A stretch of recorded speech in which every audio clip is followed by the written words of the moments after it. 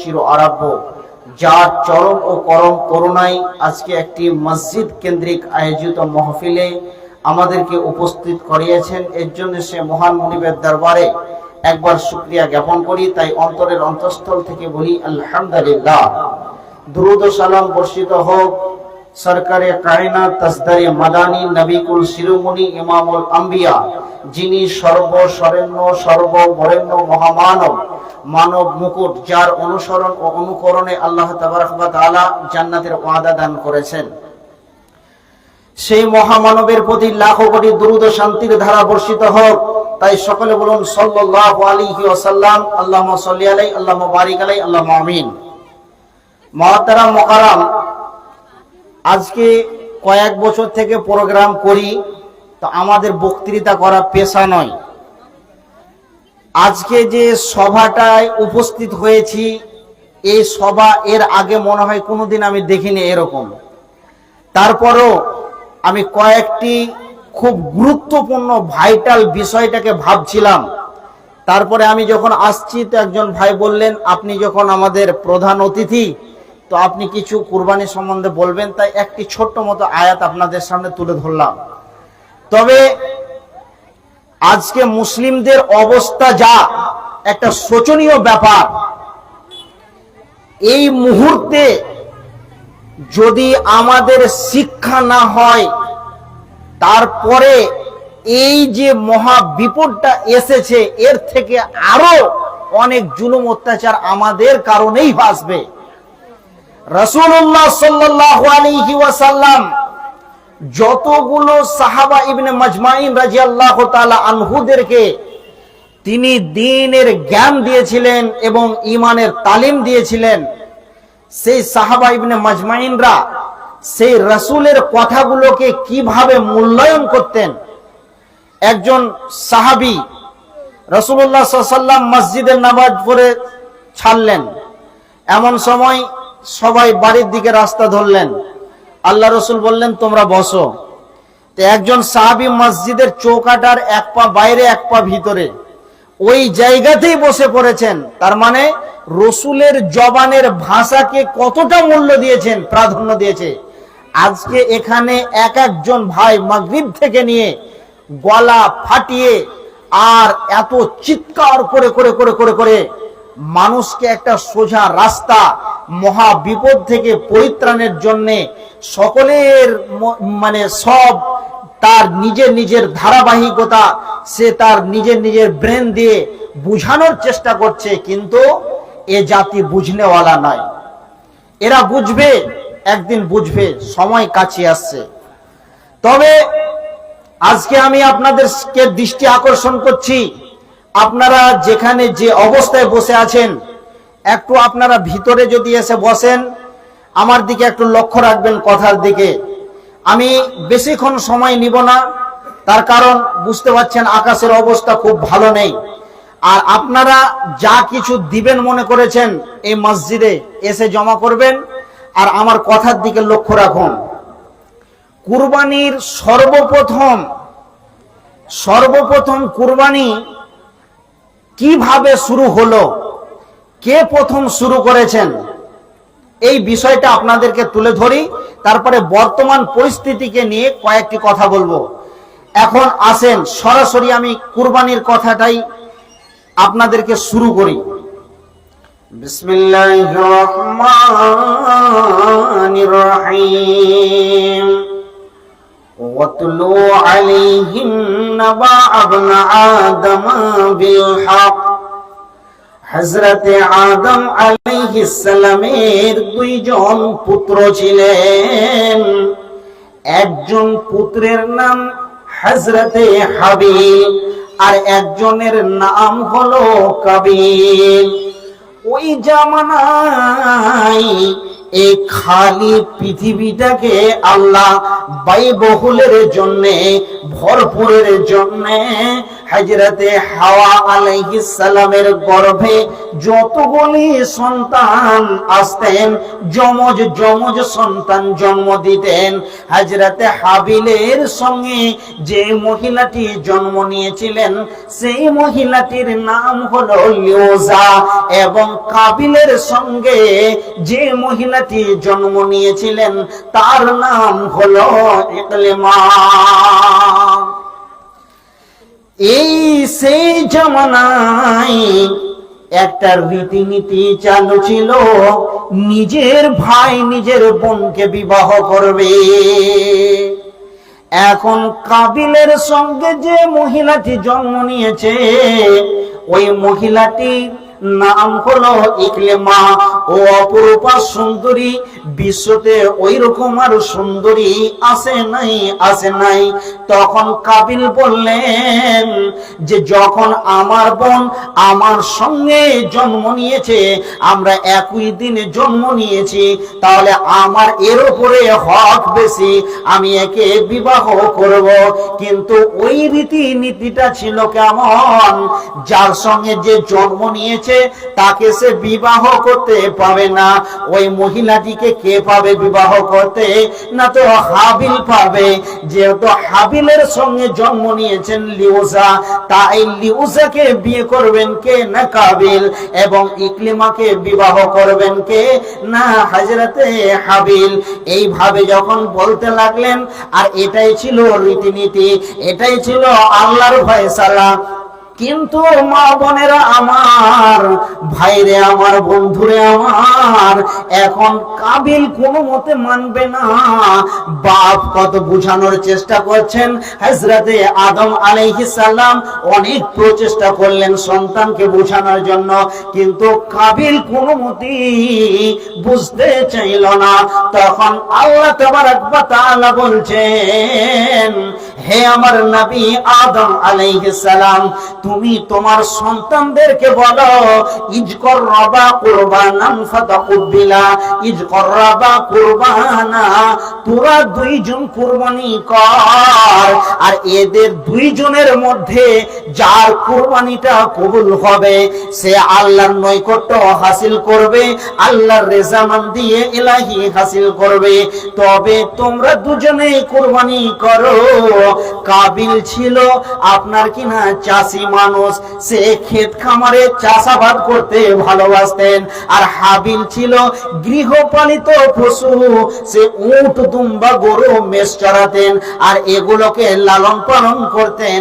এখন ঘটনাটা ঘটলো কি, যখন কাবিলকে বলা হলো যে তোমরা দুই ভাইয়ে কুরবানি পেশ করো, যার কুরবানিটা কবুল হবে সেই ইকলিমাকে বিয়ে করতে পাবে।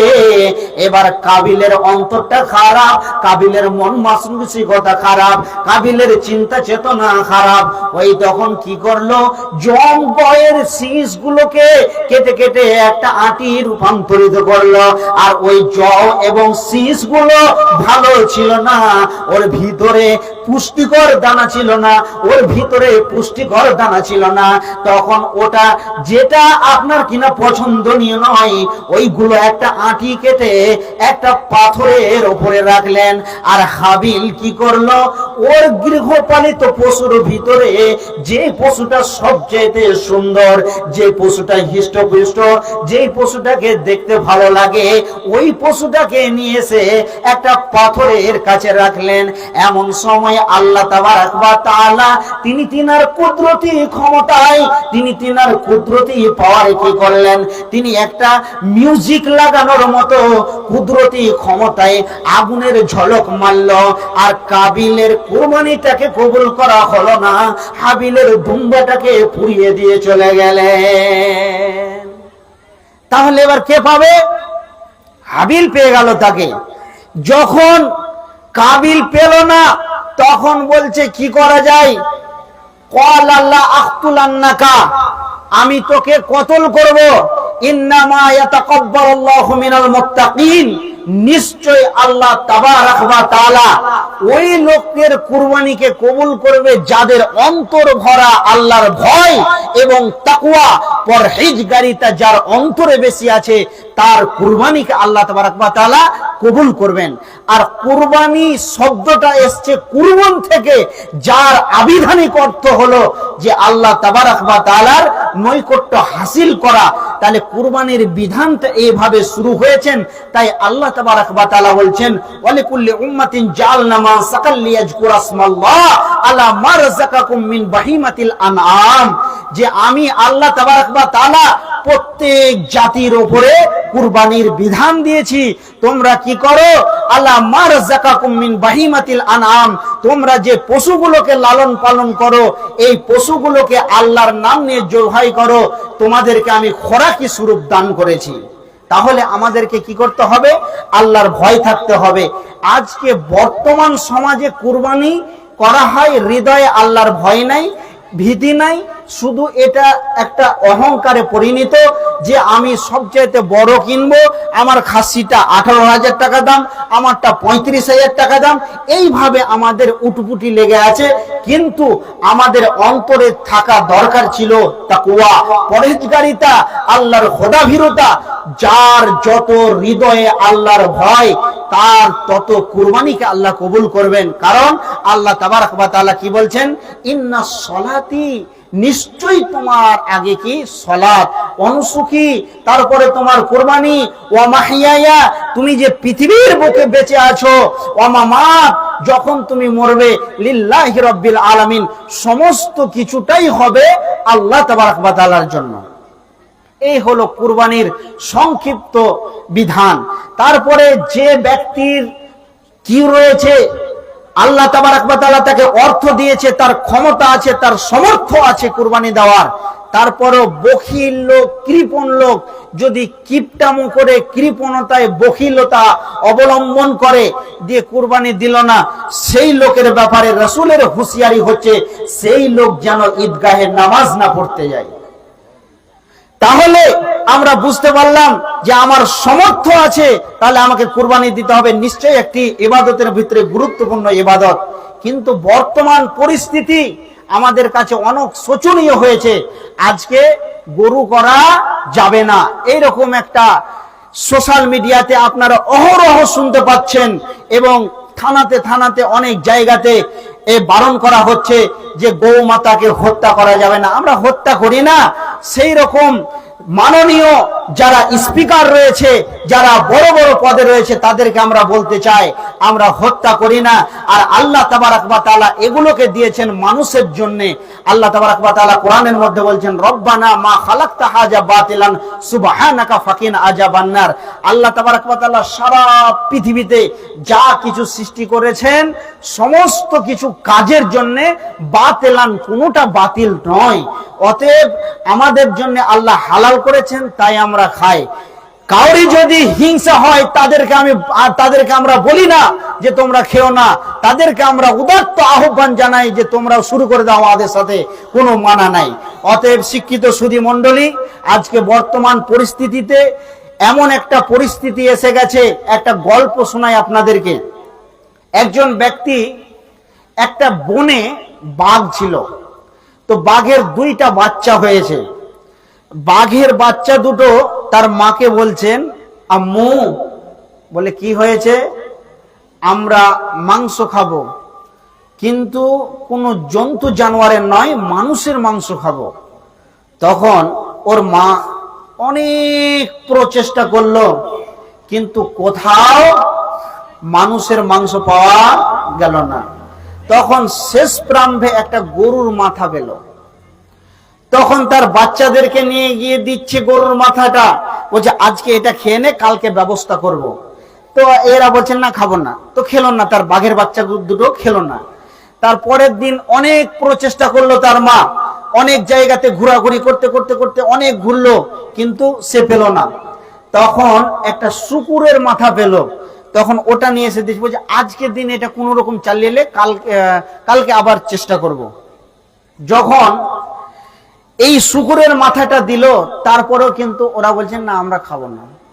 তো মায়ের দিলে খুব ব্যথা। এবার এই বাঘ কি করলো, গরুর মাথাটা নিয়ে গিয়ে আমাদের হিন্দু ভাইয়ের মন্দিরে রেখে দিল, আর শূকরের মাথাটা মসজিদে গিয়ে রেখে দিল।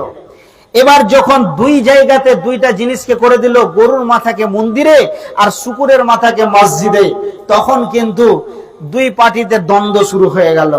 এবার দ্বন্দ্ব হলো একদম লাশের লাশ বেনে গেল।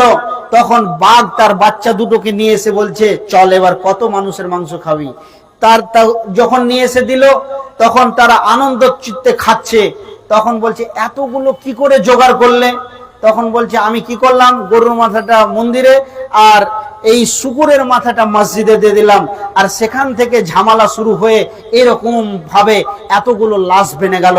আজকে বর্তমান পরিস্থিতিতে দেখেন এমন ভাবে সিস্টেম চালু হয়েছে, আজকে মানুষ যে কি হালাত হবে এটা আল্লাহ তাবারক ওয়া তাআলা ভালো জানে। কিন্তু একটি কথা আমি বলতে চাই, মুসলিম জাতি হলো বাঘের বাচ্চা। এরা সারা পৃথিবীতে কাউরি কাছে মাথা নত করে না। কেমন কিন্তু মুসলিম জাতি আজকে কোন জায়গাতে পদার্পণ করেছে, কোন জায়গাতে গিয়ে ওরা পৌঁছেছে, আপনাদেরকে আমি একটা উদাহরণ দিছি, তাহলে বুঝতে পারবেন। একজন শিকারী বনে গেলে কি শিকার করতে, হরিণ শিকার করতে, সারা বন জঙ্গলকে ত্রাহি ত্রাহি করে ঘুরে ঘুরে ঘুরে ঘুরে ঘুরে শেষ করে দিল, কিন্তু কোন শিকারী পেল তো হরিণ পেল না।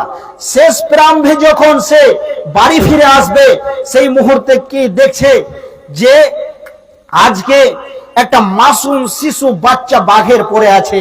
তখন ওই ব্যক্তি কি করলো, বাঘের বাচ্চাটাকে বাড়িতে নিয়ে আসলো। নিয়ে আসার পর তখন ভেড়ার গোয়ালে সেই বাঘের বাচ্চাকে রেখে দিল। এখন বাঘের সঙ্গে ভেড়ার সঙ্গে বাঘ বড় হয়। এখন সেই মালিক একদিন তার রাখওয়ালকে দিয়ে কোথায় ভেড়া চড়াতে পাঠিয়েছে, তার সঙ্গে বাঘও গিয়েছে। আর জঙ্গলের ভিতর থেকে বাঘ কিন্তু টার্গেট করছে এই মেঢা আর ভেড়ার মধ্যে থেকে যেটা সেরা তাকেই আমি কিন্তু উঠাবো। এখন দেখছে যে সেরা তো ওই প্রাণীটা, কিন্তু ভেড়ার সঙ্গে বাঘ রয়েছে। যখন বাঘটা হুঙ্কার দিয়ে ভেড়ার ভিতরে ঢুকে গেল, এই ভেড়ার দলের ভিতরে ঢুকলো, ধরবি তো ধর, সে বাঘকেই গিয়ে ধরেছে। বাঘকে দিয়ে ধরে নিয়ে এসে টানতে টানতে যখন এক প্রান্তে নিয়ে এসে দেখছে বাঘটা যে তোমার গায়ে চিটাপাটা দাগ আছে, তোমার পায়ে খুর আছে, তোমার তো আমার মতো সবকিছু, তবে তুমি কেন এদের সঙ্গে কি করে আছো? তো বাঘ তখন তাকে বলছে যে আমি বাঘ, তুমিও বাঘ। আমি একবার হুঙ্কার মারলাম, 150-200 ভেড়াকে তার গোয়াল ঘরে ঢুকে ছাড়লাম, তুমি একবার আমার মতো হুঙ্কার ছাড়ো।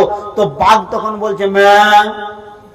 কারণটা হচ্ছে কি, সঙ্গ দোষে লোহা ভাসে, লোহা কোনোদিন পান্তে ভাসে না।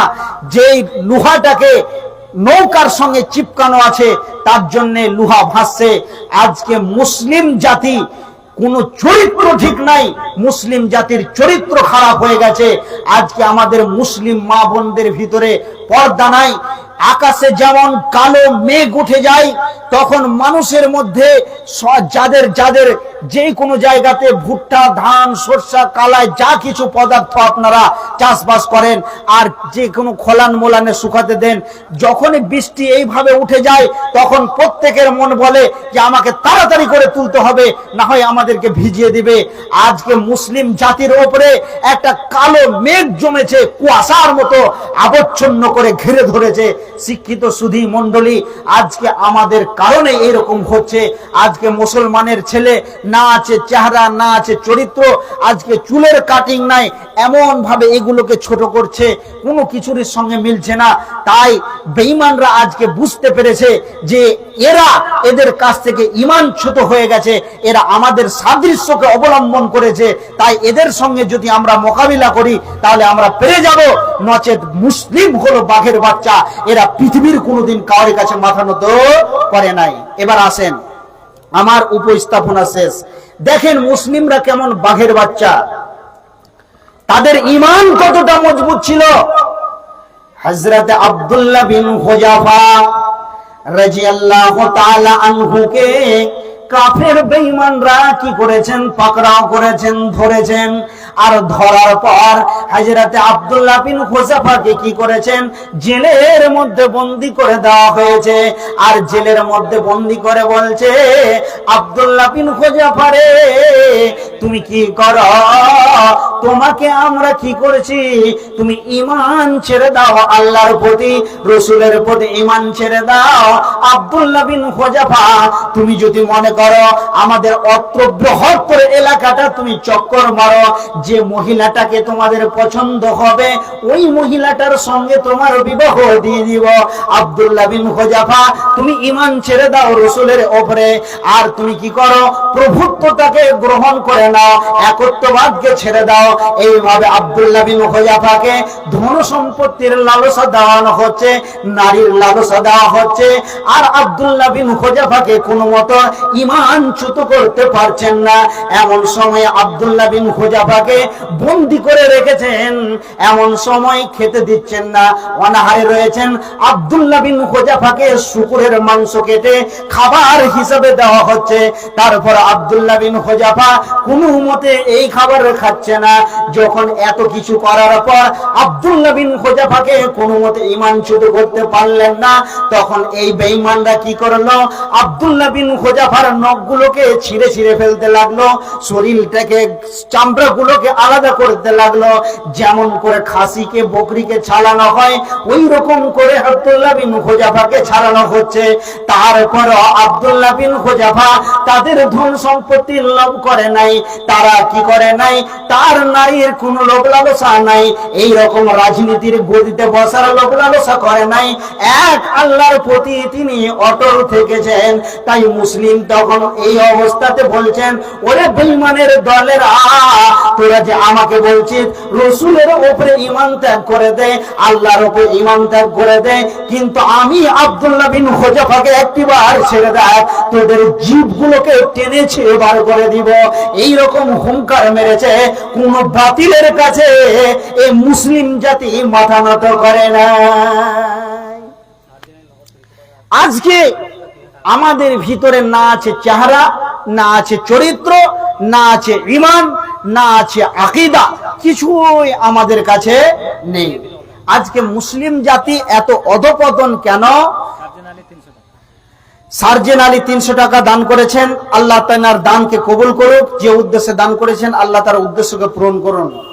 আমি সকলের জন্য দোয়া দিয়ে যাব শেষকালে। এবার শুনেন, আজকে বর্তমান পরিস্থিতিতে দেখেন, আমাদেরকে দেখে তারা ভয় করবে। মুসলিম জাতি একটা স্পেশাল, এরা হলো সবচাইতে অতি উত্তম। এরা সারা পৃথিবীকে গুপ্ত দাস লেনলিন কটুস্টিল সারা পৃথিবীকে তারা চরিত্রের নামে জিনিসগুলো দিয়েছেন, আর আমাদের কাছ থেকে তারা শিক্ষা নিয়েছে। আর আজকে আমরা লাইনচ্যুত হয়ে গেছি। তাই একজন কবি কি বলছেন, যুবকদের কথা কিছু শুনো বন্ধুগণ, বর্তমানে যুবক ছেলে বলি তা কেমন, চারিদিকে ছোট চুল মাথার মাঝে বাড়া, পিছন হতে দেখলে পারে লাগবে একটি ভেড়া, মেয়ে মানুষ সবার মনে সাধ হলো যার, মাথায় চুল রেখে একটি হলো জানোয়ার। হাই গো কাদা এমন গোধা, হাই গো খোদা এমন গাধা যুবক ছেলে আজ, সত্য কথা বলবো তবু নাইকো এরা এদের লাজ। এরাই বলে আমরা যুবক আফসোসেতে মরি, দিক শত দিক তোমরা ওগা নাও গো গলায় দড়ি। সন্ধ্যা হলে ডিপটি করে রাস্তা কুকুর ধারে, কুকুর যেমন রাস্তাঘাটে হারের তল্লাশ করে, কোন কুকুরের বাচ্চা এরা কিসের বাহার যায়, রাস্তাঘাটে সুন্দরীদের দেখতে যদি পায়। আজকে চরিত্র শেষ হয়ে গেছে। আজকে ঈমান আমাদের কোথায় থাকবে? আল্লাহর রাসূল বলছেন, আল হায়াউ সুবাতু মিনাল ঈমান, যার অন্তরে লজ্জা আছে, শরম নামে বস্তুটি আছে, সেই ব্যক্তির কাছে ঈমান আছে। আজকে আমাদের লজ্জা শরম নাই। এবার আসেন, আমরা আল্লাহর প্রতি আমাদের কতটা তাওয়াক্কুল এবং আমাদের এই পর্যায়ে ঈমান কিভাবে মজবুত করতে হবে। আল্লাহ রাসূল সাল্লাল্লাহু আলাইহি সাল্লাম হযরতে সাহাবীটার নাম হচ্ছে হযরতে মুআজ বিন জাবাল রাদিয়াল্লাহু তাআলা আনহু। আল্লাহ রাসূল বলছেন বিআশরি কালিমাতিন লা তুশরিক বিল্লাহি সাইয়্যা, আমি তোমাকে 10 খানা ওসিয়ত করছি, তার মধ্যে প্রথম যেটা হলো ওয়া ইন কুতিলতা আও হুরিতা। আল্লাহর নবী বলছেন, হে আমার উম্মত, এমন একটি সময়, এমন একটি পরিস্থিতি চলে আসবে যে আমার উম্মতকে কেটে কেটে পিস বানানো হবে, ওয়া আহুরিতা, এবং তাদেরকে জীবিত জ্বালিয়ে মারা হবে। কিভাবে জ্বালানো হবে? এই যে বর্তমান পরিস্থিতিতে মুসলিম জাতিকে এই ভারতবর্ষে রাখানো যাবে না, এদেরকে এনআরসি করে তাড়িয়ে দিতে হবে। এই একটা প্ল্যান পরিকল্পনা চলছে, মুসলিম জাতিকে এনআরসি করে তাড়িয়ে দিতে হবে।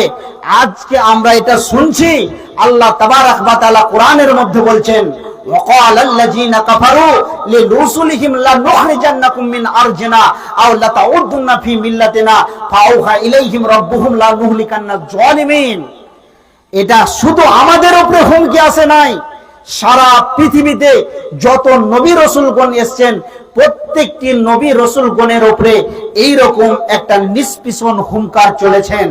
তাই এরা আবার কি বলবেন, আউলাতা উদ্দুন্না ফি মিল্লাতিনা, তোমরা কি আমরা এই জমিন থেকে বের করব না, আমরাও বসবাস করব, তোমরাও করবে। তাহলে একটা শর্ত হলো কি, আউলাতা উদ্দুন্না ফি মিল্লাতিনা, তোমরা আমাদের ধর্মে চলে এসো, তাহলে তোমরা এখানে বসবাস করবে, কোনো টেনশন নাই। তো আল্লাহ তাবারাক ওয়া তাআলা বলছেন, ওয়ালা নুসকিনান্নাকুমুল আরজা মিন বাদিহিম যালিকা লিমান খাফা মাকামি ওয়া খাফা ওয়াঈদ।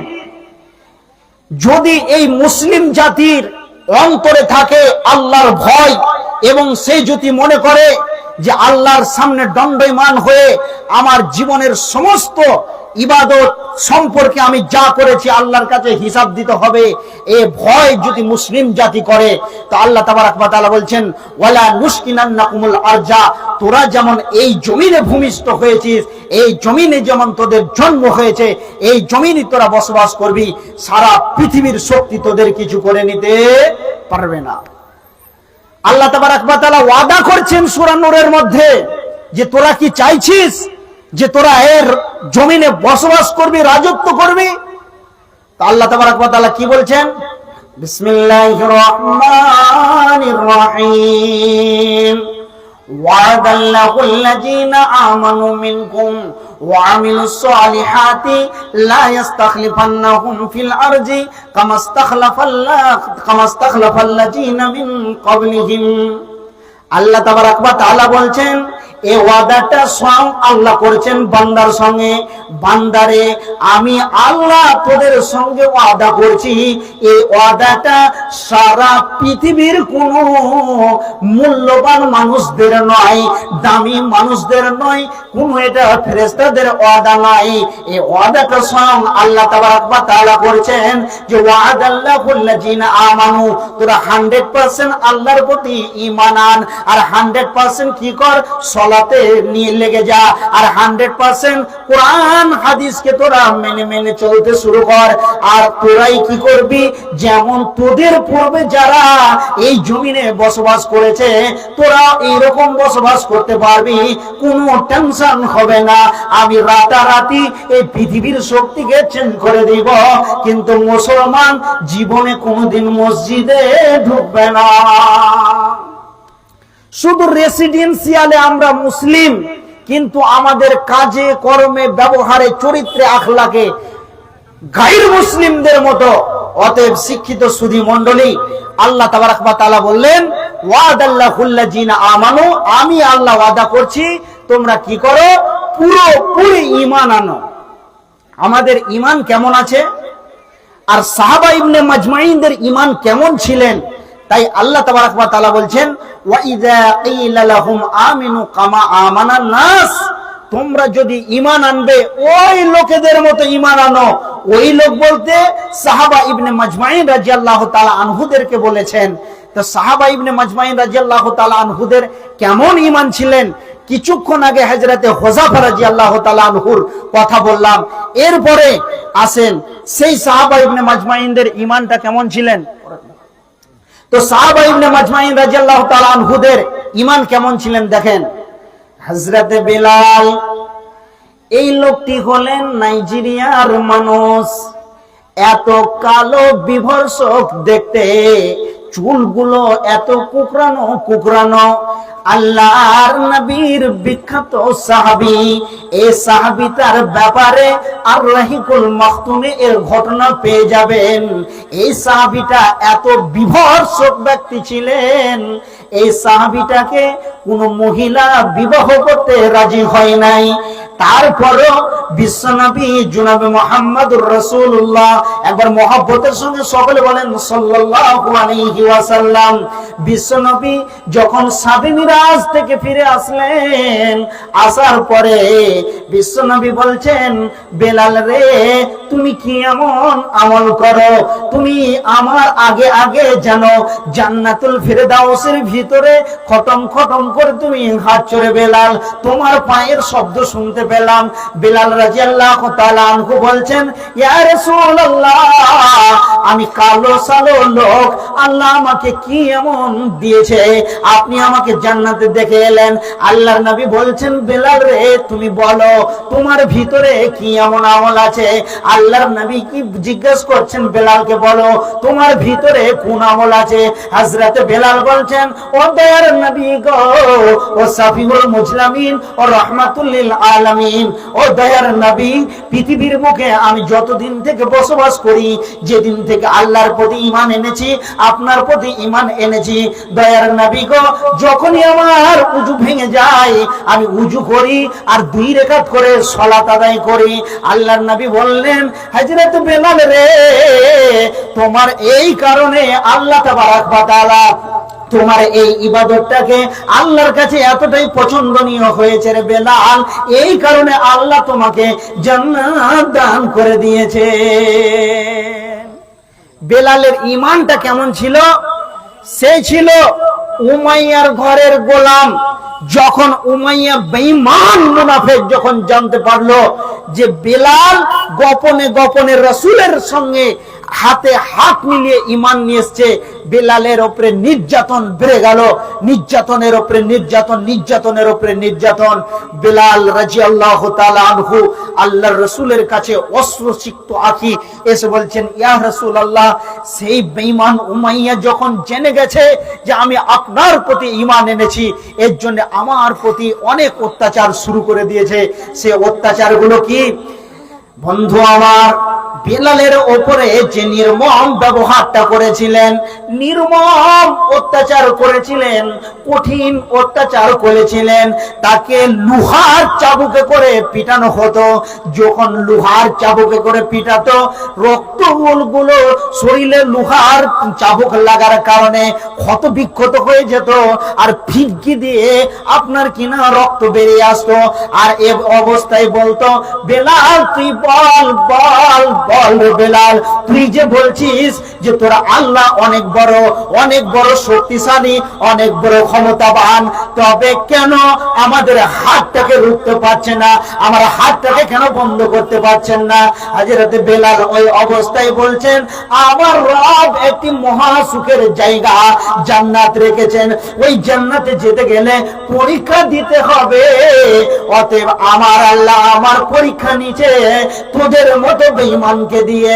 তারপর এত মার মারছে, মারার পর সেই বেঈমানদের অন্তরে একটু পরিমাণ মায়া বসে না, দয়াও হয় না।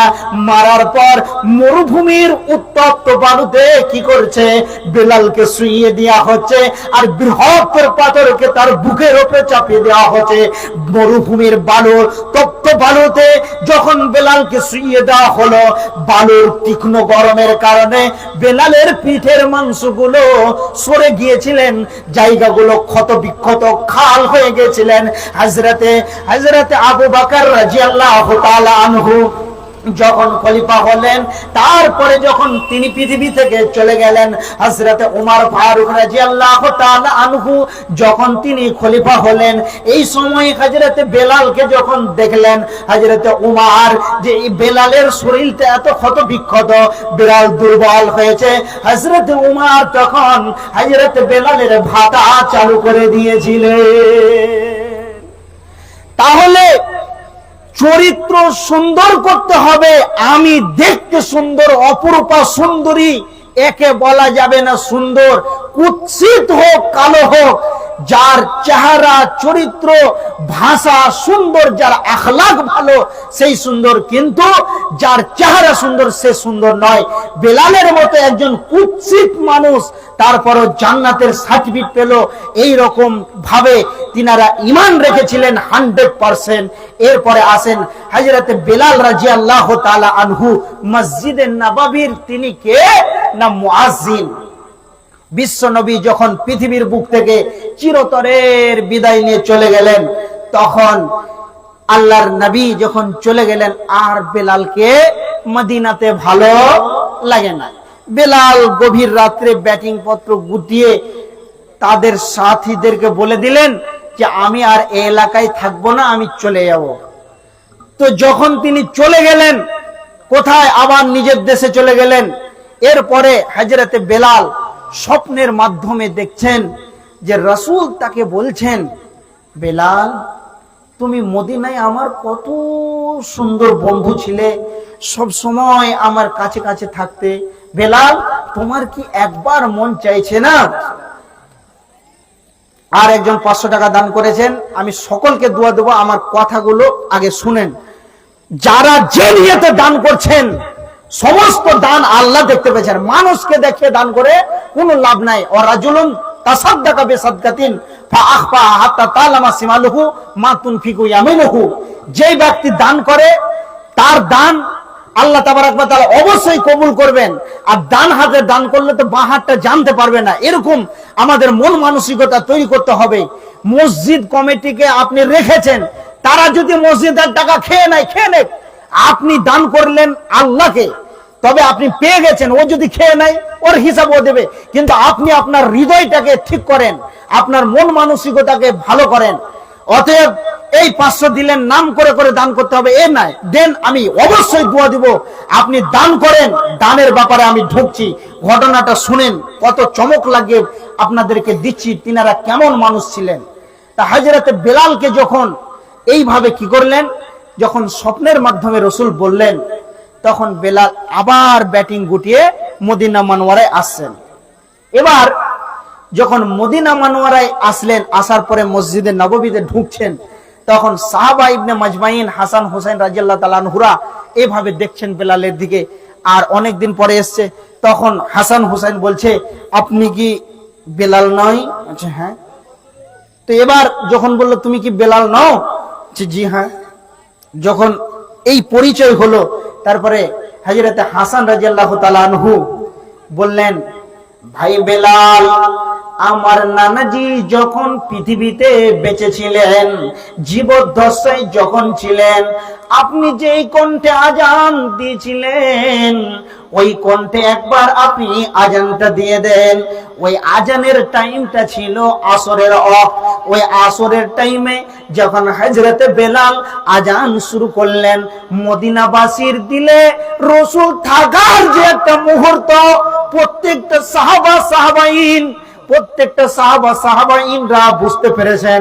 মনে হচ্ছে বেলালের আজান শোনার পর রাসূল মনে হয় জীবিত আছেন।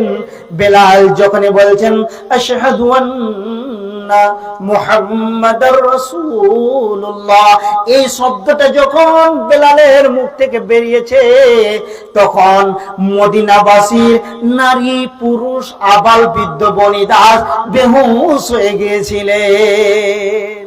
তাহলে বেলালের দিলে রসুলের মহব্বত কেমন ছিল। আর আজকে আমরা রসুলকে ভালোবাসি মুখে। আল্লাহর নবী বলছেন, মান আহাব্বা সুন্নতি ফাকাদ আহাব্বানি ওয়া মান আহাব্বানি কানা মাই ফিল জান্নাত। যে ব্যক্তি রসুলের সুন্নতগুলোকে ভালোবাসবে, রাসূলুল্লাহ সাল্লাল্লাহু আলাইহি ওয়াসাল্লামের সঙ্গে জান্নাতুল ফেরদাউসে থাকতে পাবে। অতএব আজকে আমাদের রসুলের প্রতি ঈমান কেমন, আর সাহাবা ইবনে মাজমাইনরা ঈমান রেখেছিলেন কেমন। তো শিক্ষিত সুধী মণ্ডলী, অনেক কিছু আপনারা বুঝতে পারলেন ঈমান সম্পর্কে। ঈমান এমন একটি গুরুত্বপূর্ণ ইবাদত যে ঈমান এমন একটি গুরুত্বপূর্ণ ইবাদত, ঈমান যার ভিতরে থাকবে সারা পৃথিবীতে যত গুনাহ আছে, যত আপনার কিনা জঘন্য কাজ আছে, একজন ঈমানদারের দ্বারা কোনোদিন করা সম্ভব হবে না। অতএব আসুন, আজকে আমাদের ঈমান কতটা, আজকে আমরা মানুষের জন্য কতটা কি করি, আজকে আমরা সেই মানুষদের পিছনে ঈমান আনার পর আল্লাযীনা আমানু ওয়া হাজারু, আল্লাহ তাবারক ওয়া তাআলা বলছেন ঈমানদার ব্যক্তি গুণ কি থাকবে, একজন ঈমানদার ব্যক্তির গুণ থাকবে চারটা। আল্লাহ তাবারক ওয়া তাআলা কি বললেন? আল্লাযীনা আমানু ওয়া হাজারু। হাজারু শব্দের অর্থ হলো সে হিজরত করবে। হিজরতটা কেমন? ধরেন এই গ্রামে 150-200 লোক কিংবা 500-1000 লোকের বস্তি আছে, এই গ্রামে একজন লোক ভালো ঈমানদার, সকলকে বলছেন নামাজ পড়ো, কেউ নামাজ পড়বে না, সব মদে গাঁজাতে জুয়ায় আর আপনার কিনা জঘন্য কাজে লেগে আছে। যখন এদেরকে সচেতন করতে পারলো না, এদেরকে যখন লাইনে আনতে পারলো না, দেখছে আমার ঈমানের খাতরা, তখন সে বলছে আমি আর এই গ্রামে থাকবো না, নিজেকে আমি পরিবর্তন করব। এই হলো একটা হিজরত। তাহলে ঈমানদার ব্যক্তির গুণ থাকবে চারটি। সে কি করবে? আল্লাযীনা আমানু, যখন তার ভিতরে বলিষ্ঠ ঈমান থাকবে তখন সে কি করবে? হিজরত করবে। আল্লাযীনা আমানু ওয়া হাজারু ওয়া জাহাদু ফি সাবিলিল্লাহ, এবং ঈমানদার ব্যক্তি কি করবে? আল্লাহর রাস্তায় জিহাদ করবে, আল্লাহর রাস্তায় জিহাদ করবে। আজকে আমরা জিহাদ করতে পারবো? মন হচ্ছে জিহাদ তো করবে সেই ব্যক্তি। হযরতে ওমর বিশ্বনবী ভারাক্রান্ত অবস্থায় রয়েছেন, একটি জিহাদের কথা শুনতে পেলেন। মুতার যুদ্ধের ঘটনার সময় বেঈমানরা যখন চিঠি পাঠালেন বিশ্বনবীর কাছে, জিহাদ এবার শুরু হবে, ওই বেঈমানদের সৈন্য সামন্তরল ছিল 1.5 লক্ষ তাদের সৈন্য, আর বিশ্বনবীর কম ছিল। এই মতো অবস্থায় হযরতে উমর বিশ্বনবীকে বলছেন, ও দয়ার নবী গো, মনে হচ্ছে আপনি যেন ভারাক্রান্ত অবস্থায় রয়েছেন, ও দয়ার নবী গো, আপনি যেন চিন্তায় চিন্তিত রয়েছেন, ও দয়ার নবী গো, আপনার মনক্ষুণ্ণ অবস্থা কেন? আল্লাহর নবী বলছেন, এক্ষুনি বেঈমানদের 1.5 লক্ষ সৈন্য নিয়ে আমাদের উপরে হামলা করবে, না জানি কি হয়ে যায়। এবার হযরত উমর বলছেন, ও দয়ার নবী গো, মাসালুল লাযী ইয়াজকুরু রাব্বাহু, যে ব্যক্তি তার রবকে জিকির আজকার করে, মাসালুল লাযী ইয়াজকুরু রাব্বাহু, যে ব্যক্তি তার রবের জিকির আজকার করে, ও মাসালুল লাযী লা ইয়াজকুরু রাব্বাহু, এবং যে ব্যক্তি তার রবের জিকির করে না, ওই লোকদের জন্য বিশ্বনবী বলছেন, মাসালুল হাইয়াতি ওয়াল মাইয়াত, যারা আল্লাহর জিকির আজকার করে, তাসবিহ তাহলিল করে, কথায় কথায় উঠতে বসতে কাজে কামে লেনদেনে প্রতিটি জায়গায় মুসলমান বিসমিল্লাহ বলবে।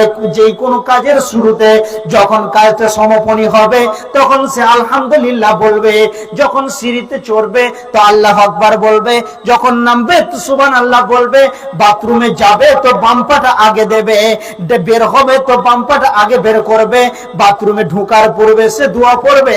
এক কথায় একটা মুসলিম সে যা কিছু করবে সব জায়গাতে নেকি রয়েছে।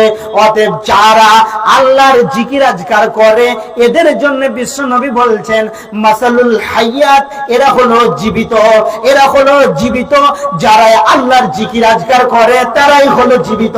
ওয়া মাসালুল লাযী লা ইয়াজকুরু রাব্বাহু, এবং যে ব্যক্তি কি করে না, আল্লাহর জিকির করে না, জিকির কি জিনিস বুঝে না, আল্লাহ কাকে বলে তাও জানে না, আল্লাহর উপরে কিভাবে ঈমান আনতে হবে ওর মাথায় এটা কাজ করে না। এইরকম যদি মন মানসিকতার জীবন যাপন করে, এইরকম যদি জীবন যাপন করনেওয়ালা মানুষ থাকে, এই লোকটিকে বলছেন মাসালুল হাইয়াত ওয়াল মাইয়াত, এই লোকটি হলো মৃত মানুষ। অতএব বিশ্বনবীকে উমর বলছেন, ও দয়ার নবী গো, আমার ঈমান আছে, আমি ঈমানদার ব্যক্তি বলছি, আমি 1.5 লক্ষ বেঈমানদের বিরুদ্ধে একাই উমর জিহাদ করব। অতএব ওরা হলো মৃত্যু আর আমি একা উমর জীবিত।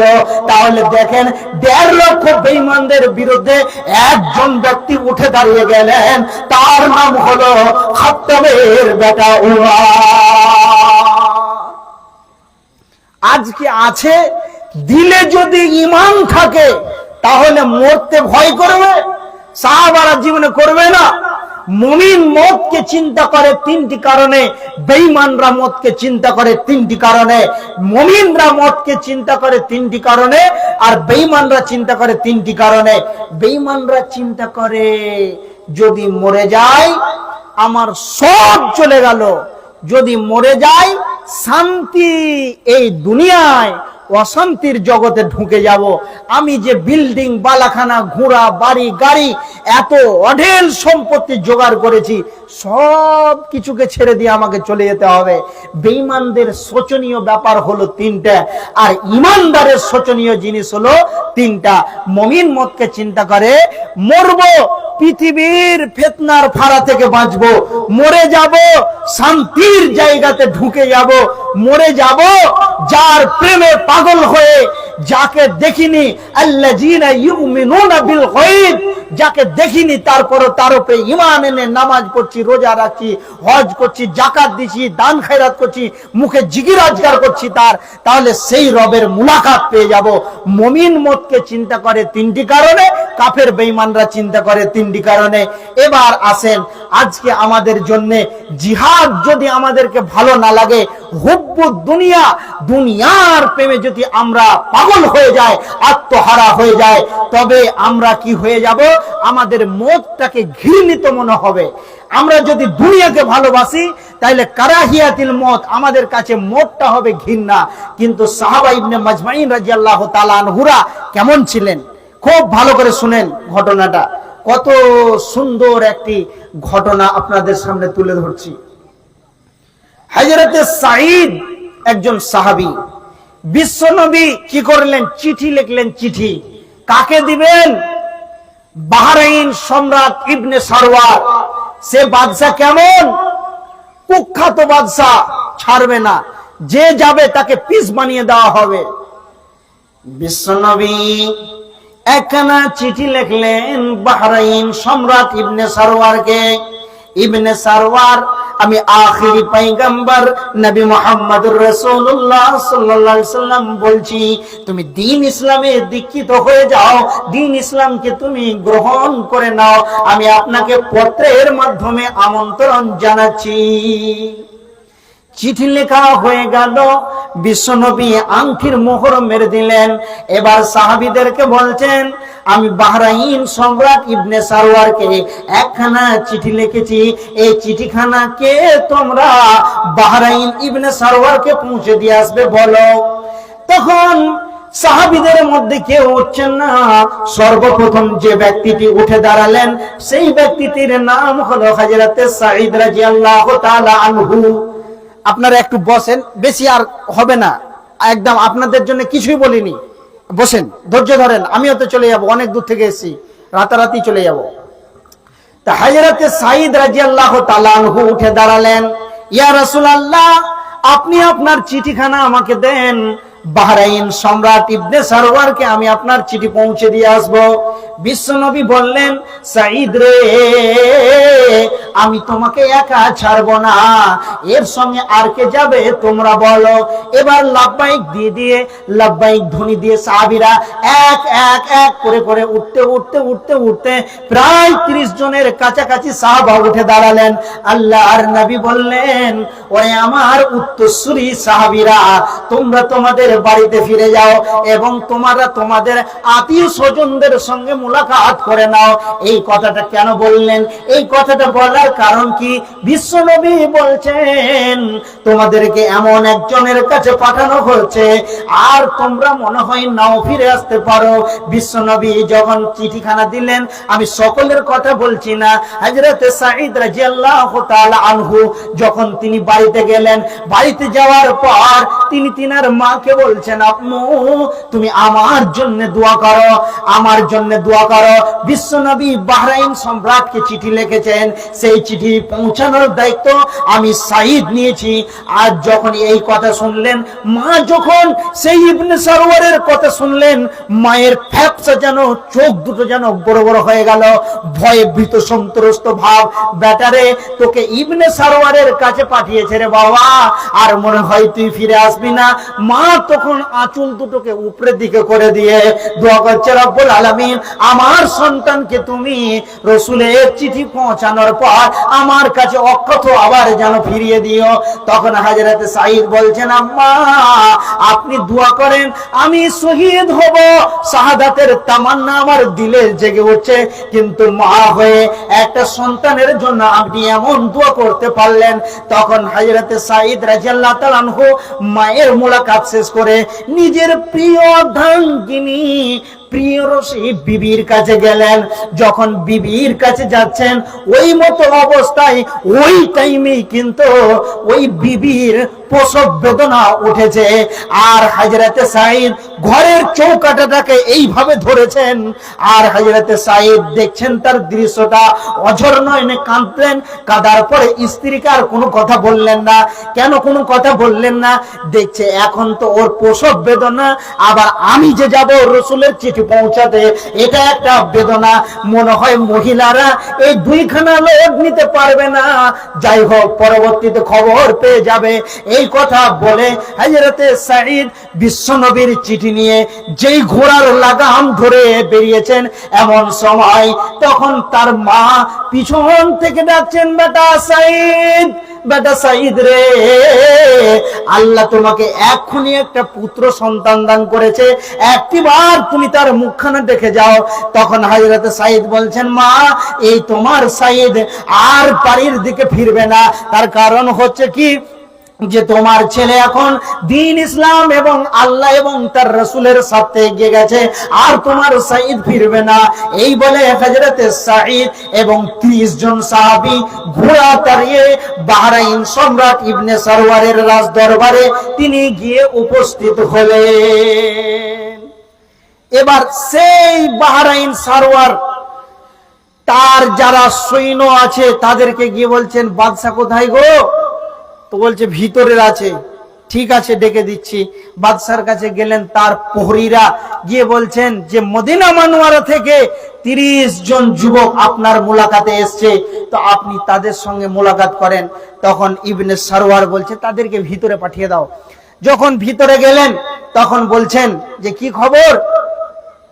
তখন ওদের মধ্যখানে যাকে আমির করে পাঠানো হয়েছে হযরতে সাঈদ রাদিয়াল্লাহু তাআলা আনহুকে, সেই সাঈদ রাদিয়াল্লাহু তাআলা আনহু চিঠিখানা দিলেন। আর ইবনে সারওয়ার এই চিঠিখানাকে পড়ছেন। পড়ার পর দেখছে যে বিশ্বনবী জনাবে মুহাম্মদ রাসূলুল্লাহ সাল্লাল্লাহু আলাইহি ওয়াসাল্লাম লিখেছেন যে ইবনে সারওয়ার, আমি আখিরি পয়গাম্বর, আপনাকে দ্বীনের দাওয়াত দিচ্ছি, আপনি দ্বীন ইসলামে দীক্ষিত হয়ে যান, আর আপনার প্রভুত্বটাকে ছেড়ে দেন, আপনি পৌতলিকতার জীবন ছেড়ে দিয়ে একত্ববাদের প্রতি আপনি ঈমান আনেন। তখন এই চিঠি পড়ে রেগে রাগান্বিত হয়ে গিয়ে অনেক কথা বলতে লাগলেন, যে ছাগলের রাখাল ছিল নবী মুহাম্মদ, সেই কিছুদিন আগে সেই তার দুধমা হালিমার ভাইয়ের সঙ্গে, সেই হালিমার ছেলের সঙ্গে সেই ছাগল চড়িয়ে বেড়াতো, সেই আজকে বলছে তাকে আমাকে নবী বলে মানতে হবে। সে রেগে গরম হয়ে গেল, এত গরম হলো যে রেগে রাগান্বিত হয়ে গেলেন। আর রাগার পর তখন তিনি কি বলছেন, তার প্রহরীদেরকে বলছেন যে তোমরা কি করো, এদেরকে সকলকে আটকাও আর বেঁধে দাও, আর মন্ত্রীকে ডাকো, আর ডাকার পরে এদের জন্য লিখিত হয়ে যাক যে এদের আগামীকালকে মাগরিবের আজান হবে, আর প্রত্যেকের মাথাকে কেটে ফেলে দেওয়া হবে, এদেরকে পুঁততে দেওয়া হবে। এবার হযরতে সাঈদ রাদিয়াল্লাহু তাআলা আনহু একবার বসেছেন আর উঠে দাঁড়িয়েছেন। আর যখন এই দৃশ্যটা দেখালেন, ইবনে সারওয়ার বলছেন সাঈদকে, তোমাকে যেন চিনা চিনা মনে হচ্ছে, তুমি কোথাকার ছেলে বলো? তখন হযরতে সাঈদ বলছেন, জাহাপনা, আপনি তো আমাকে চিনবেনই, আপনি তো আমাকে চিনবেনই, আমি হলাম তায়েফের সন্তান। আপনি তায়েফের ময়দান দিয়ে একদিন ঘোড়া তাড়িয়ে আসছিলেন, এমন সময় আপনি ঘোড়ার পিঠ থেকে পড়ে গেছিলেন, আপনার ঘোড়া পড়ে গেছিল, আর আমি সাইদের কাছে মশকে পানি ছিল, আপনাকে আপনার ঘোড়াকে পান করিয়েছিলাম, দুইজনকে শান্ত সুস্থ করে তারপরে বাড়ির দিকে পাঠিয়েছিলাম। তখন সাইদ বলছে, এই কথা যখন বললেন, ইবনে সারওয়ার বলছেন, নিশ্চয়ই তুমি আমার উপকার করেছো, এর বদলা আমি তোমাকে দিতে চাই। তবে শুনে নাও, তোমাদেরকে যে প্রাণদণ্ড দিয়েছি এই রায় কিন্তু রদ হবে না, এই রদ কিন্তু রদ হবে না। বাহরাইনের রাজ দরবারে রাজ শিবিরে বসিয়াছে দরবার, যুদ্ধে বন্দী হইয়াছে যারা, বিচার হইবে তার। বিজয় বাদশাহ ইবনে সারওয়ার শাহী তপ্তপা বসিয়া রয়েছে বাদশাহ সকলের নীরব কণ্ঠস্বর। আখস্ত রাজ আসন হইতে হুকুম করিল জারি, বন্দীগণকে সম্মুখে মোর নিয়ে এসো তাড়াতাড়ি।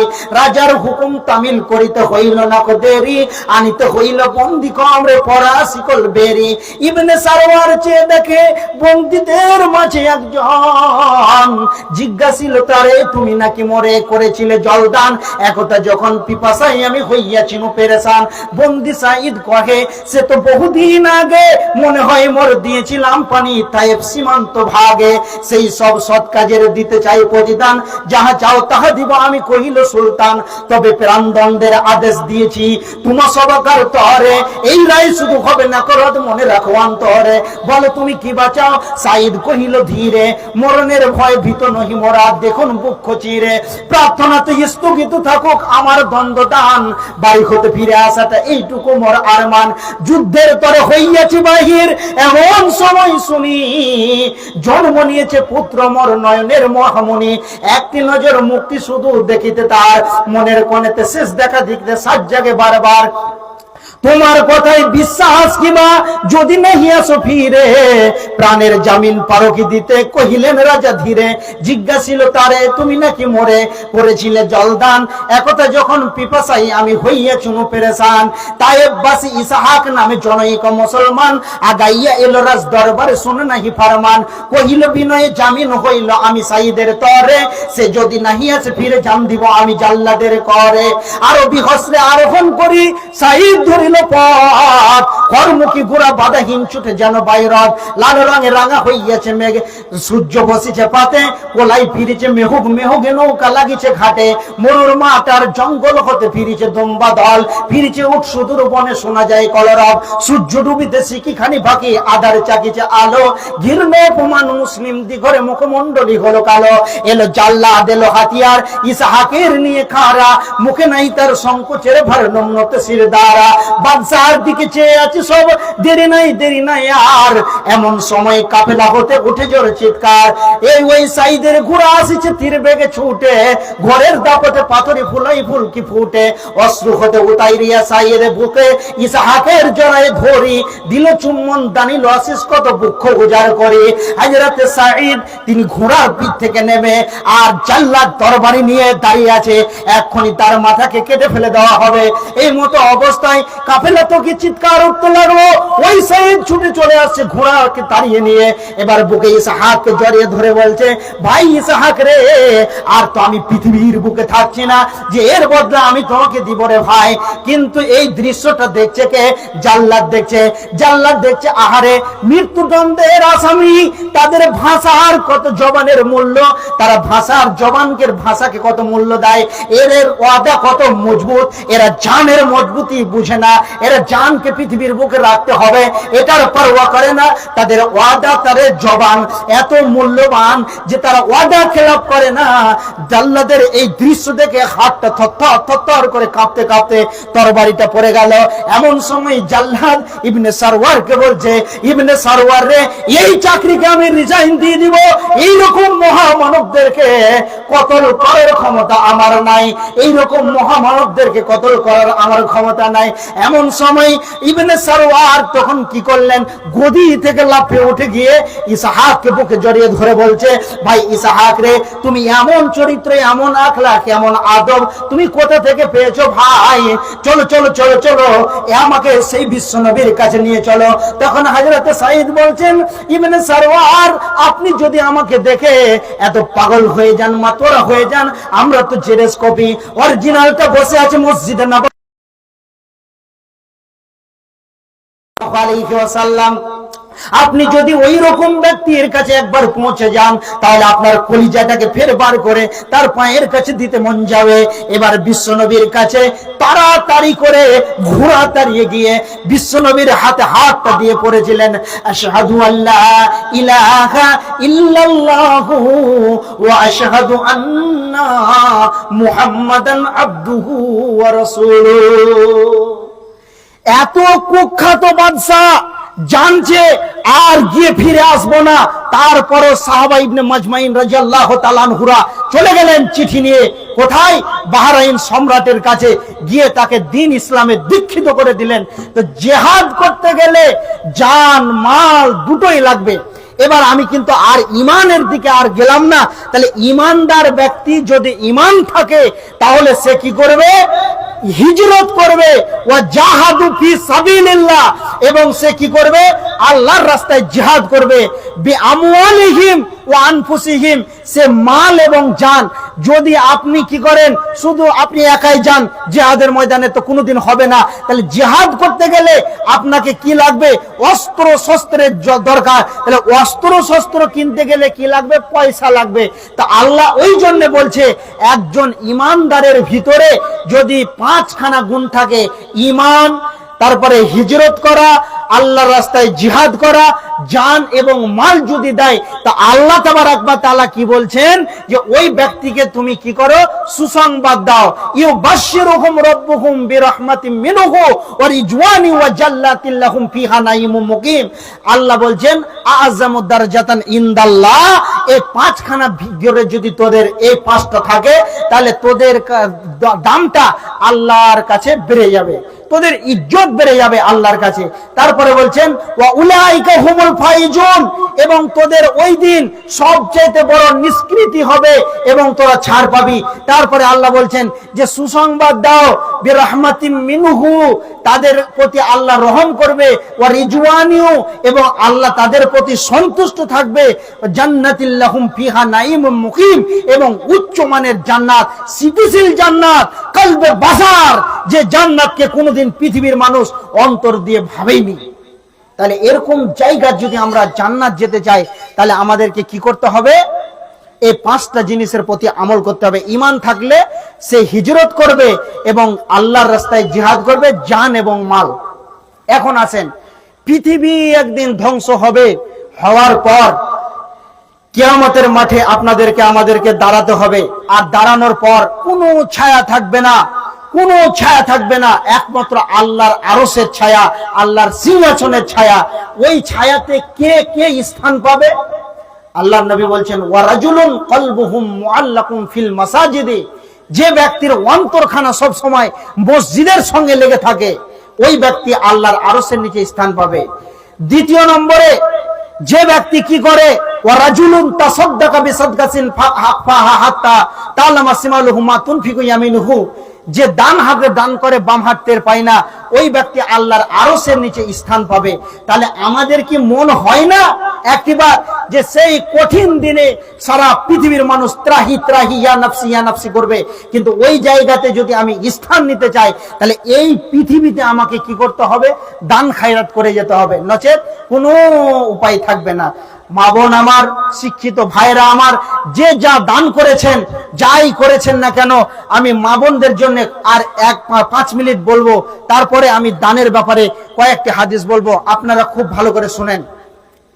মা বোনদের জন্য জান্নাতে যাওয়া অতি আসান, মা বোনদের জন্য জান্নাতে যাওয়া অতি আসান। আল্লাহর নবী বলছেন আল মারআতু ইজা সাল্লাত খামসাহা ওয়া শামাত সাহরাহা ওয়া আহসান ফারজাহা ওয়া আতাত বালাহা, 5 ওয়াক্তের নামাজি হতে হবে।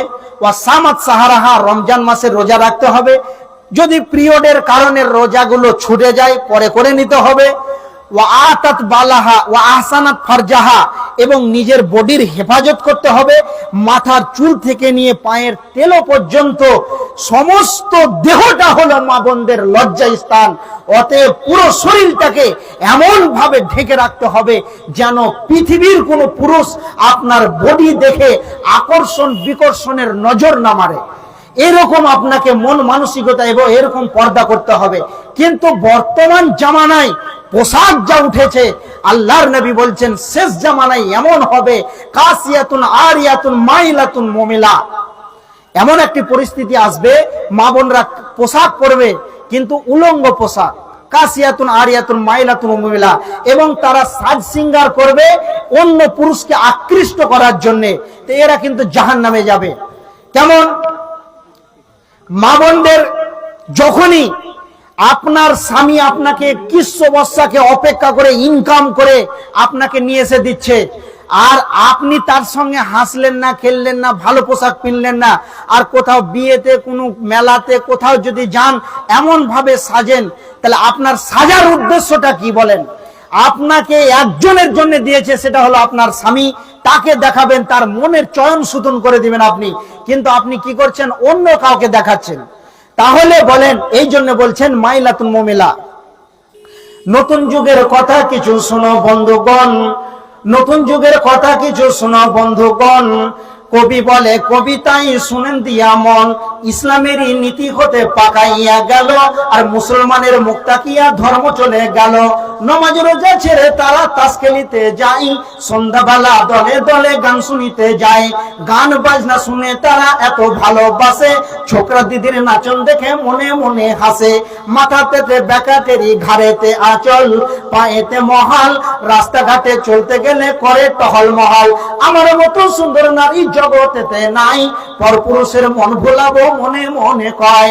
যদি এইরকম নেচার থাকে, সাজ সজ্জা করে আর সোনো পারফিউম মাখে, আর যদি তার মনের নিয়তটা থাকে আমি যেই রাস্তা দিয়ে যাব ফেলফাল করে পুরুষরা আমার দিকে দেখবে, যদি এইরকম মন মানসিকতা থাকে, তবে ওই মহিলাটিকে জেনে নিতে হবে যে আমি জাহান্নামের কোচে চড়ে পেয়ে বসে আছি, আমার মৌতের পরে আমাকে জাহান্নাম ঢুকতে হবে, উপায় নাই। তাহলে ওয়া আহসানাত ফারজাহা, গোটা বডিকে এভাবে ঢাকতে হবে। ওয়া আতাত বালাহা, এবং স্বামীর কথার উপরে নিজের জীবন যাপন করতে হবে। আজকে বর্তমান সমাজে মহিলারা তার স্বামীকে মানে, এরা বলছে আমাদের সরকার মমতা আর আমরা দেখাবো ক্ষমতা। এখন তো ওর ক্ষমতা শেষ, বুঝতে পারছেন কিনা? তাহলে কি কত গুরুত্ব দিয়েছেন আল্লাহ নবী, কি বলছেন হাদিসটা খুব ভালো করে শুনেন, ভাইটাল একদম। লাউ কুনতু আমুর আহাদান লি আহাদিন লা মারআতাল মারাতা আন তাসজুদা লি জাওজিহা। আল্লাহর নবী বলছেন আল্লাহ ছাড়া কাউকে সাজদা করা জায়েজ নাই। যদি আল্লাহ তাবারাক ওয়া তাআলা পৃথিবীর কাউকে সাজদা করার দায়িত্ব দিত, তাহলে প্রত্যেকটা মা বোন মহিলাকে বলতো যে তোরা তোদের স্বামীকে সাজদা কর। কত একটা ভাইটাল কথা বলছেন। তাহলে আপনি বলেন, আপনার স্বামী যদি আপনার প্রতি নারাজ থাকে, তাহলে আপনার কোনো ইবাদত আল্লাহর দরবারে কবুল হবে না, আল্লাহ কবুল করবেন না। অতএব আমাদেরকে এটা লক্ষ্য রাখতে হবে, পর্দা কেমন করতে হবে শুনলেন। আজকে আমরা ভুরুক্ষেপ করছি না।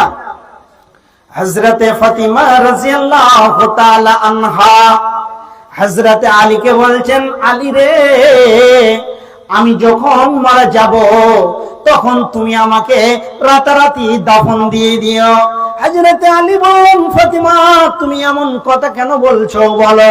হযরতে ফাতিমা আর বলছেন, আলী রে, আমার জানাজায় যেন বেশি মানুষ না শরীক হয়। কেন রে ফাতিমা? না তো যখন ওরা আমাকে দেখবে খাটলে করে নিয়ে যাবেন আমাকে সমাধি করার জন্য, তখন পৃথিবীর পুরুষরা দেখবে আমি ফাতেমা কতটা লম্বা ছিলাম, কতটা চওড়া ছিলাম, আমি হাইটে কতটা ছিলাম, এই রকম তারা দেখবে। আর মনের ভিতরে পুরুষরা তারা অঙ্ক কষতে শুরু করবে। অতএব আমাকে তুমি রাতারাতি দাফন দিয়ে দিও। তার মানে আমি যেটা বুঝাতে চাইছি, এই মহিলাটি মৌতের পরেও পর্দা করছে, আর আজকে আমরা জীবিত থাকা অবস্থাও পর্দা করতে পারি না। জানেন পর্দার সেকশন ভাগ আছে। ধরেন 10-এর পর থেকে 12-র পর থেকে নিয়ে আপনার 22 বছর পর্যন্ত 20 বছর পর্যন্ত একটা পর্দার বিভাজন আলাদা, এবার 22 থেকে নিয়ে 35 পর্যন্ত একটা বিভাজন আলাদা, এবার 35 থেকে 40-45 পর্যন্ত একটা বিভাজন আলাদা, তারপরে আলাদা, তারপরে আপনি যতদিন পৃথিবীতে থাকবেন আলাদা। এখন বর্তমান যেটা হচ্ছে, যেগুলো বয়স্ক ধরেন 55-60 হয়ে গেছে, গালে মাইস্তা পড়েছে, গালগুলো শুকিয়ে থুসরা আমচুরের মতো হয়ে গেছে, এরা কি করছে, এমন ভাবে পর্দা করছে, আর দাদি এমন করে টানছে এটাকে, ওড়নাটাকে, তো রাস্তা দেখতে পেছে না, বুড়ি হুজট খেয়ে পড়ছে। আর ওর সঙ্গে যে আছে 16 বছরের যে কচিটা, তার গায়ে ওড়না নাই, বুকে ওড়না নাই, একদম মস্তানের মতন হাঁটছে, তো ওই আবার পর্দা কেন? ওর হলো পর্দা ফরজ, ও পর্দার গর্দা উড়াইছে, আর বুড়ি করছে পর্দা। এটা একটা রোগ ঢুকে গেছে। অতএব পর্দা করতে হবে কাকে? না, যে কচি, যে এখন গোলাপ ফুলের মতো আছে তাকে, তার জন্য পর্দা। বুড়ির পর্দার কোনো দরকার নাই, কারণ ওকে আর কেউ দেখবে না, ও চলবে না। বুঝতে পারছেন? তাহলে পর্দার এটা বিভাজন করে দিলেন। তাহলে আমাদেরকে কি করতে হবে? পর্দা। এবার আম্মা হযরতে ফাতিমা রাদিয়াল্লাহু তাআলা আনহা যখন কবর খোঁড়া হচ্ছে, তো কবর খোঁড়ার কাজে কে গেছিলেন? হযরতে আবু জার গিফারি রাদিয়াল্লাহু তাআলা আনহু। তখন কবরকে বলছেন আবু জার, যে কবর, তুই কি জানিস তোর ভিতরে কে আসছে? তখন কবর বলছে, কে আসছে? বলছে, 2 ইমামের মা, খাতুনে জান্নাত, যে জান্নাতের নারীদের সর্দারনি হবে। কবরের মধ্য থেকে আওয়াজ আসছে, আবু জার, পাগলার মতো তুমি বংশ পরিচয় দেখাতে এসো না। এই কবর তো তাকে দেখবে কার ঈমান আছে, কার ভিতরে ঈমান আছে। ঈমান যদি ঠিক থাকে, আমল যদি ঠিক থাকে, সে নিষ্কৃতি পাবে। আর আমল যদি ঘাটতি থাকে, আমলের যদি অভাব থাকে, তাহলে তাকে আমি রেহাই দিব না। কবর এমন একটা কঠিন জায়গা, কবর বক্তব্যের বিষয় নাই, প্রসঙ্গে কথা চলে আসলো। একটা মানুষকে যখন শায়িত করে দেওয়া হয়, যে ফেরেশতা দুটি আসে, তাদের দাঁতগুলো হবে গরুর শিং, দেখেছেন সেই রকম বড় বড় শিংয়ের মতো তাদের দাঁত থাকবে, চোখ থাকবে না, কানে বইরা থাকবে। যখনই মানুষ তাকে শায়িত করে দিয়ে দাফন করে বাড়ির দিকে রাস্তা ধরবে আহাল বাইতের লোকেরা, তখনই ওই 2 জন ফেরেশতা কবরে এসে ঢুকবে। সেই ফেরেশতাগুলো কবরে ঢুকবে কেমন করে? ইঁদুর যেমন গর্তে ঢুকে, ওই রকম কবরের ফেরেশতা আসবে, গরুর সিংহের মতো দাঁত থাকবে, মাটিকে এমন ভাবে পিষে চিরে কবরের মধ্যে প্রবেশ করবে। তখন যদি ওই লোকটার আমল ভালো থাকে, তো সে মাস্তানের মতো বলবে, আমার কোনো ভয় নাই। কিন্তু যে লোকটা জীবনে মসজিদ চিনল না, দান খায়রাত বুঝলো না, এই লোকগুলো যখন কবরে যাবে, তখন তাদেরকে দেখে তারা আত্মহারা হয়ে যাবে। তার মুখে আর কোনো ভাষাই খুঁজে আসবে না, আর কিছু বলতে পারবে না, শুধু হা হা লা আদরি, হা হা লা আদরি এইরকম ভাবে বলবে। আর যে লোকেরা দান করেছে, খায়রাত করেছে, তাদের চেহারা চরিত্র উজ্জ্বল থাকবে, রসুলের সুন্নতকে ভালোবেসেছে, তারা যখনই যাবে তখন তারাকে স্যালুট করবে এবং সহজ জবাব হবে, চটচট করে বলে দিতে পারবে। অতএব শিক্ষিত শুধু মণ্ডলী, মানুষের জীবনে একটা কবর, একটা বারজাকি জীবন, সেই জীবনে একটা ভয়ঙ্কর আসে। অতএব 3টি ভূমিকম্পে আল্লাহ তাবারক ওয়া তাআলা এই পৃথিবীকে তাবা করে দিবেন, ধ্বংস করবেন। এই পৃথিবীকে 3টি ভূমিকম্পে ধ্বংস করবেন। একটা হলো কি? সালাসাতা খুসুফিন, খুসুফিল মাশরিকি, খুসুফিল মাগরিবি, খুসুফিল জাজিরাতিল আরব। একটা ভূমিকম্প পূর্ব গগন থেকে উঠবে, কাঁপতে কাঁপতে কাঁপতে কাঁপতে কাঁপতে পশ্চিমে যাবে। দাউসের ভিতরে যখন এই মসজিদটাকে ভরানো হবে, এটা করে দিতে পারে। আপনার মহা বিপদ দিতে পারতো, আপনার স্ত্রী, আপনার সন্তান, আপনার ছেলে, আপনার মেয়ে, আপনার বাপের, আপনার গোষ্ঠীর ভিতরে কাউকে এমন একটা অসুখ দিত, দান করবে। তখন এই লোকটা ঘুরে আসলো, রসুলকে এসে কিছু বলছে না।